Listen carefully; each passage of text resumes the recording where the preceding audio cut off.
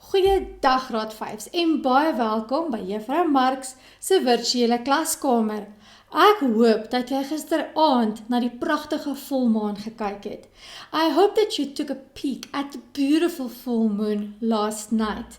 Hier is 'n paar interessante feite oor die maan. Here's two very interesting facts about the moon. Did you know the moon is the 5th largest natural satellite in the solar system? And the moon always shows Earth the same face. That being said, let's kick off today's work. Vandag is Woensdag. Today is Wednesday. Die datum is 8 April 2020. The date is the 8th of April 2020. Hoe lyk die weer buitekant? What is the weather like outside? Is dit sonnig? Is the sun shining? Is dit gedeeltelik bewolk? Is it partly cloudy? Reën dit dalk? Perhaps it's raining outside. Of is daar 'n reuse donderstorm? Or a huge thunderstorm? Die seisoen is herfs. The season we are currently in is autumn. Kom ons kyk weer na die seisoene. Somer, summer. Herfs, autumn. Winter, winter. Lente, spring. Kan jy nog die maande van die jaar onthou? Kom ons sê die maande van die jaar saam op. Januarie, Februarie, Maart, April, Mei, Junie, Julie, Augustus, September, Oktober, November, Desember. Jy kan gerus die liedjie sing wat ons alreeds in die klas geoefen het. Kom ons oefen die alfabet en vokaalklanke saam. Onthou om die handtekens te gebruik. A, E, O en E, asook Y vir ys, en F vir flits en F vir vis. Is jy gereed? Kom ons sê dit saam op. A, B, C, D, E, F, G, H, I, J, K, L, M, N, O, P, Q, R, S, T, U, F, W, X, Y, Z. Kom ons oefen ons vokaalklanke. A, E, O, U, I, U, O, U, Oi, I, Oi, Oei en Eeu. Kom ons loer na vandag se spelwoorde. Hierdie woordjies het 'n oi klank. Jou eerste spelwoord is huis, house. Huil, to cry. Muis, mouse. Tuin, garden. Duim, thumb. Vuil, dirty. Lui, lazy. Vuis, fist. Uil, owl. En fluit, to whistle, or a noun, a whistle that you blow on. Onthou om 'n sin te maak met elkeen van hierdie 10 spelwoorde. Skryf ook hierdie spelwoorde in jou persoonlike woordeboek neer. Kom ons loer gou weer hoe jy jou persoonlike woordeboek gebruik. Let's remind ourselves how to use our personal dictionaries. Let's use the example of flight, which can mean in the verb to whistle or as a noun, a whistle to blow on.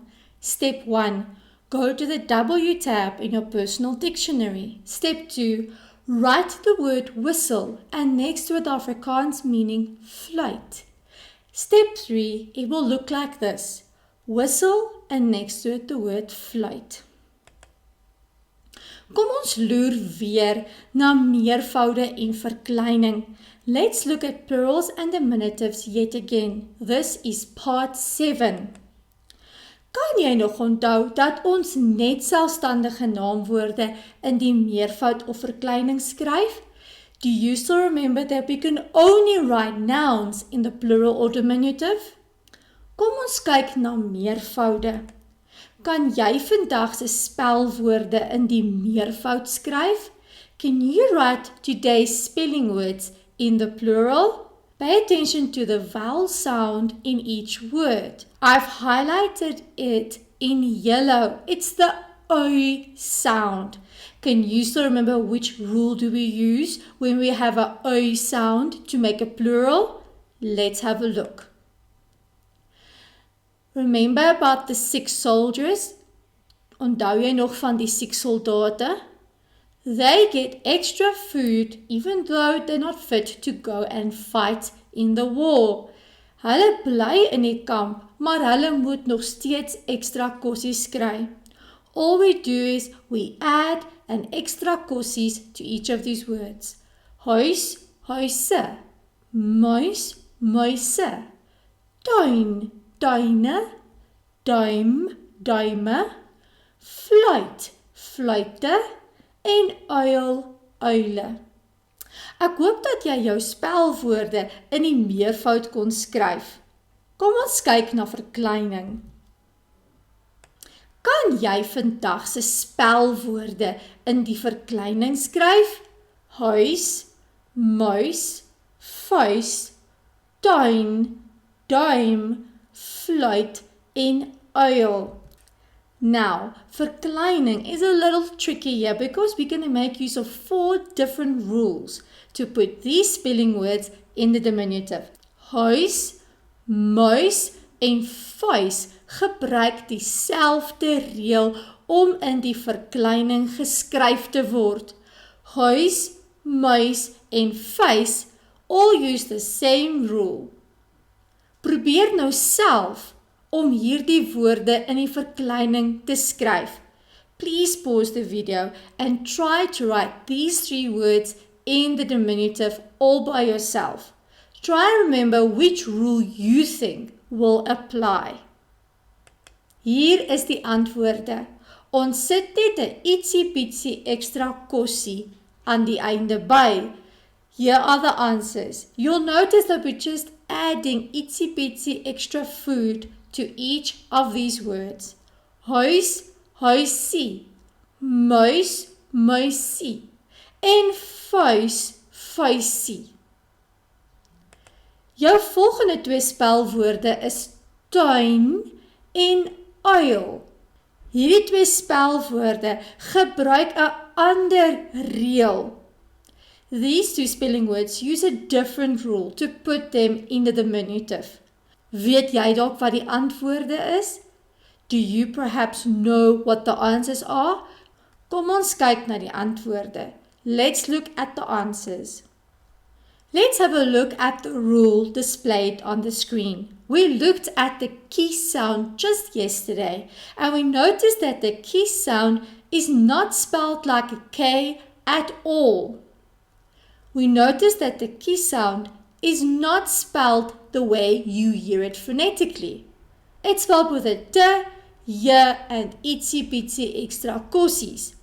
Also, words that end on a N, a L, or a R all get this key sound. Tuin ends on a N, so it becomes tuinkie. Uil ends on a L, which means it becomes uilkie. Jou volgende spelwoord is duim. Kan jy nog onthou hoe om 'n woord wat eindig op 'n m in die verkleining te skryf? Do you recall the rule that we use to put a word that ends with a m in the diminutive? Please first try this by yourself. Kom ons kyk na die antwoord. Duim, duimpie. Want die reël sê, as 'n woord op 'n m eindig, kry dit 'n p klankie by. The rule we looked at just recently says that if a word ends on a M or a P, it gets a P sound. Therefore, the diminutive of duim is duimpie. Die laaste woordjie is fluit. Ons gebruik 'n splinternuwe reël om fluit in die verkleining te skryf. We will make use of a brand new rule to write fluit in the diminutive. Kom ons kyk na die reël. Let's take a peek at the new rule. Woorde wat eindig op 'n te of 'n de kry net 'n jy. Kom ons kyk hoe lyk dit. Let's see this in action. You'll notice that fluit ends on a T. This immediately tips us off that we are dealing with the new rule that we just looked at. When a word ends on a T, like fluit, we add a key, but this time the key is without a T, so it becomes fluitjie. I realize that these rules are a little tricky, but we're going to keep on practicing them every day. I'm sure you're getting the hang of this already. Kan jy nog onthou dat ons gister na homofone gekyk het? Can you still recall that we looked at homophones yesterday? Ons het gekyk na die I of A klank. We looked at the A and A sounds.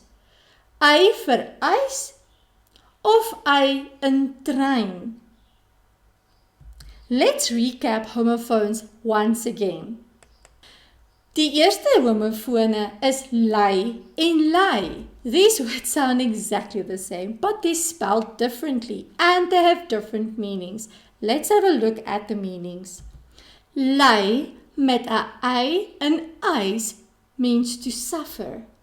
En lei met 'n y soos in trein means to lead. Die man ly aan 'n siekte. The man suffers due to an illness. Of ek lei die perd na die stal, or I lead the horse to its stable. Die volgende homofoon is ryk en ryk. These words sound exactly the same, however, they are spelled differently. Ryk met 'n y soos in ys means rich, en ryk met 'n y soos in trein means to reach towards something. Kom ons kyk na die sinne. Die man is skatryk. The man's really very rich. Ek reik na die sterre. I reach for the stars. Ons volgende homofoon is reis en reis. These words sound exactly the same, but they're spelled differently and they have different meanings. Reis met 'n lang y soos in ys means rice, the food. En reis met 'n y soos in trein means to travel. Kom ons kyk na sinne. Ek eet graag curry en rys. I like eating curry and rice. Dit is die kos, it's the food. Tweede sinnetjie sê, die seun reis per trein na die Kaap. The boy travels by train to the Cape. Ons volgende homofoon is feit en feit. Once again, these homophones sound exactly the same. However, they're spelled with different A sounds, which also changes the meaning. Die eerste feit is spelled with the A in ys, and it's a very painful wound. Feit, which spelled with the A in trein, means a fact. Kom ons kyk na die sinne. My pa het 'n feit op sy vinger. My father has this painful wound on his finger. Of, dit is 'n feit dat die aarde om die son draai. It's a fact that the earth rotates around the sun. Ons volgende homofone is brei en brei. Brei met 'n y soos in ys is a speech impediment when you roll your R's. En brei met 'n y soos in trein means to knit. My beste vriend brei as hy Afrikaans praat. And by the way, my best friend really does this when he speaks Afrikaans. My ouma brei, 'n trei. Hierdie brei met 'n y soos 'n trein means to knit. My granny knits a jersey. Die volgende homofone is syne en syne. Syne met 'n y soos 'n trein means signals. En syne met 'n y soos 'n ys means his. It's a possessive pronoun. Kom ons kyk na voorbeelde. Die goudtrein gebruik syne om te ry en te stop. The goudtrein uses signals to go and to stop. Die kat is syne. The cat is his. Kom ons kyk na ys en ys. Ys met 'n lang y means ice. En ys met 'n y soos 'n trein means to climb. Ek drink graag ys in my koeldrank. I like to drink ice in my cool drink. My ma eis geld by Outsurance om haar motor reg te maak. My mom claims money from Outsurance to fix her car. Kom ons kyk of jy die korrekte homofone in die volgende sinne kan identifiseer. Let's see if you can identify the correct homophone in each sentence. Kom ons begin. Nommer 1. Kan ek asseblief nog ys of ys in my koeldrank kry? Nommer 2. My ouma leer my om 'n kombers te brei of te brei. Nommer 3. Ek leer 'n nuwe feit in natuurwetenskappe. Nommer 4. Die musiekster is baie ryk of ryk. Please do this activity now, before looking at the answers. It's to your benefit. Kom ons kyk na die antwoorde. Nommer 1. Kan ek asseblief nog ys in my koeldrank kry? May I please have more ice in my cool drink? You can't say, may I please have more to claim in my cool drink? That just doesn't make sense at all. Nommer 2. My ouma leer my om 'n kombers te brei.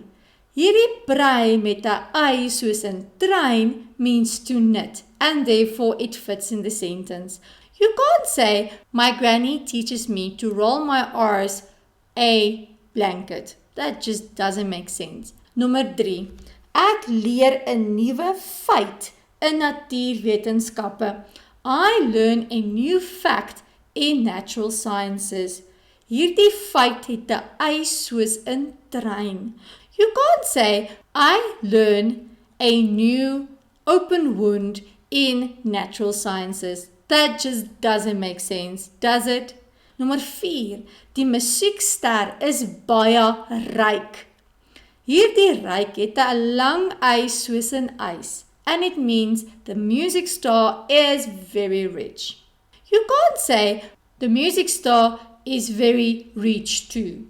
Rich to what? Doesn't make sense. Kom ons doen nog 4 sinne. Let's look at 4 more sentences. Nommer 5. Die hond behoort aan die seun. Dit is syne of syne. Nommer 6. Ek gaan eendag reis na Antarktika. Nommer 7. Die sokkerkaptein lei die span op die sokkerveld. En nommer 8. Mense in China eet graag rys. Kan jy die korrekte homofone identifiseer? Do you identify the correct homophone in each of the sentences? Please do this activity all by yourself right now before looking at the answers. Kom ons kyk na die antwoorde. Let's look at the answers. Nommer 5. Die hond behoort aan die seun. Dit is syne. The dog belongs to this boy. It is his. You can't just say it is signals. That would certainly not make any sense. Nommer 6. Ek gaan eendag reis na Antarktika.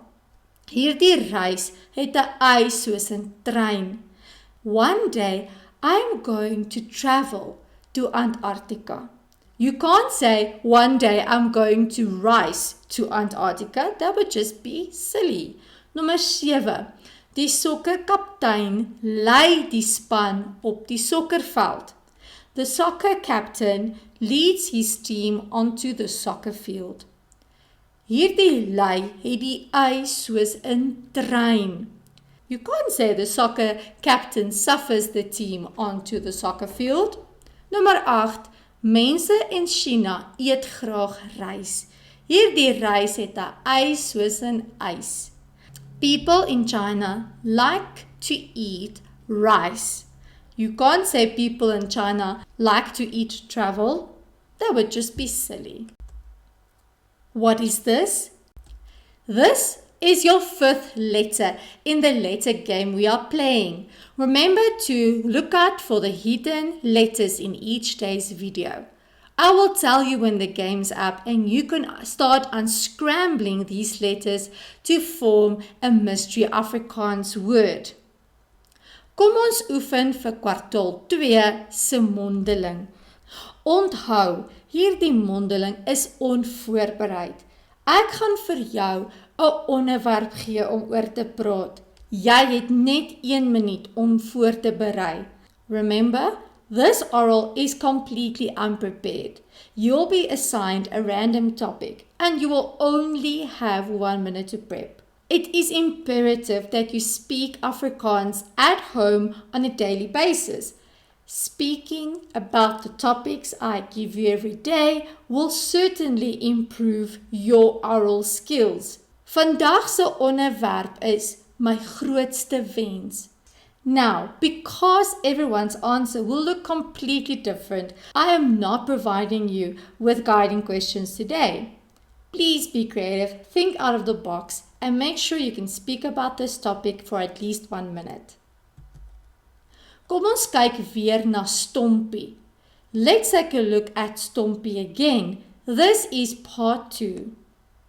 Kan jy nog onthou waarvoor staan Stumpy? Can you still remember what the acronym stands for? S for subject, V1 for verb, T for time, O for object, M for manner, P for place, V2 for verb, and I for the infinitive. Looking at the example provided here might seem a little daunting. However, I am going to take you through Stumpy step by step.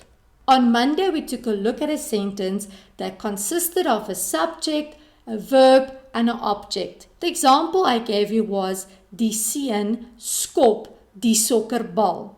The example I provided you with asks who or what for the subject. For verb 1, what's the action word? And finally for the object, wie or wat, who or what. Yesterday, we added a time word. Die seun skop vandag die sokkerbal. Die seun, our subject, skop, verb 1, vandag, our time word, today. It asks when. En die sokkerbal, our object. At the moment, we're only looking at present tense sentences. Here are some time words that will alert you to the fact that this sentence is in the present tense. Elke dag, every day. No, now. Vandag, today. Let's look at activity 4's answers. I gave you this activity yesterday. Let's see if you could apply the Stumpy acronym in unscrabbling these parts of the sentences. Nommer 1, die sokkerspeler speel met die bal vandag. Nommer 2, 'n sandkasteel my boetie nou bou. En laastens, Kelsey, 'n Afrikaanse video kyk elke dag. These parts of the sentences are completely scrambled and make no sense. Let's use Stumpy to unravel the confusion. Hier is die antwoorde. Could you identify that in number 1, die sokkerspeler is the subject, speel is your verb 1, vandag is your time word, and lastly, met die bal is our object. Let's look at sentence 2. My boetie is the subject, bou is verb 1, which means to build, no is our time word, which means now. En laastens, our object is 'n sandkasteel. My boetie bou nou 'n sandkasteel. Sentence 3. Kelsey kyk elke dag 'n Afrikaanse video. Kelsey is the subject, kyk is verb 1, elke dag is our time word. It means every day. En laastens, object is 'n Afrikaanse video. Let's take Stumpy one step further today. We are going to make use of exactly the same sentence. However, we're going to be adding the manner in which something happens just after the object. In this case, our manner is baie hard. The manner asks how the action took place. Let's read the sentence. Die seun skop vandag die sokkerbal baie hard. How does the boy kick the soccer ball? Very hard. Kom ons kyk na 'n paar voorbeelde. Nommer 1. Tagatso, die sokkerbal vandag skop hard. This does not make sense at all. Therefore, we need Stumpy to make sense of this sentence. Nommer 2. Doen sy huiswerk, Leroe, baie vinnig, elke dag. Once again, this scrambled sentence does not make sense one bit. Let's first identify each part of the sentence. Tagatso is the subject, die sokkerbal the object. Vandag is our time word, skop is our verb 1, and hard is the manner in which something takes place. Nommer 2, doen verb 1, sy huiswerk object, Leroe subject, baie vinnig is our manner, en elke dag our time word. Now that we've identified each part of the Stumpy components, let's put it in the correct order. Tagatso subject, skop verb 1, vandag today, die sokkerbal object, en hard the manner in which he kicks the ball. He kicks it hard. Nommer 2. Leroe is our subject. Doen, verb 1. Elke dag, our time words. Every day. Object, sy huiswerk, and the manner in which it's done, baie vinnig. Leroe doen elke dag sy huiswerk baie vinnig. Probeer nou aktiwiteit 6 op jou eie. Try activity 6 on your own at home. I will provide you with the answers tomorrow. Just remember Stumpy and use your colors to help you identify each component of Stumpy in the scrambled sentences. Those of you who know me well know that I have a passion for recycling and anything that's got to do with environmental affairs. This year, we are celebrating Earthday yet again on the 22nd of April. The Earthday movement was started in 1970, which makes this year its 50th anniversary. This year, the focus is on climate change. The enormous challenge, but also the vast opportunities of action on climate change have distinguished the issue as the most pressing topic for the 50th anniversary. Climate change represents the biggest challenge to the future of humanity and the life support systems that make our world habitable. How can you, as a grade 5 learner, make a difference in this world? Well, I hope that during the lockdown period, you are still recycling paper products. Remember to bring your paper recyclables to school every Wednesday once the school opens. Why don't you check out the Earthday website and design your own Earthday poster to raise awareness in your community? Also, don't forget to collect bottle tops for the Sweetheart Foundation. I will post a link to their video that explains the project in more detail in the description below. Bring all the bottle tops you've collected during the lockdown to school once the school opens again. These bottle tops pay for wheelchairs for children who do not have the funds to buy wheelchairs otherwise. Thank you for making a difference in this world by washing your hands, staying safe, and preventing the spread of the coronavirus. Also remember to save our environment and collect those bottle tops to make a difference in children's lives. I hope you have an amazing Wednesday. See you tomorrow. Tot ziens!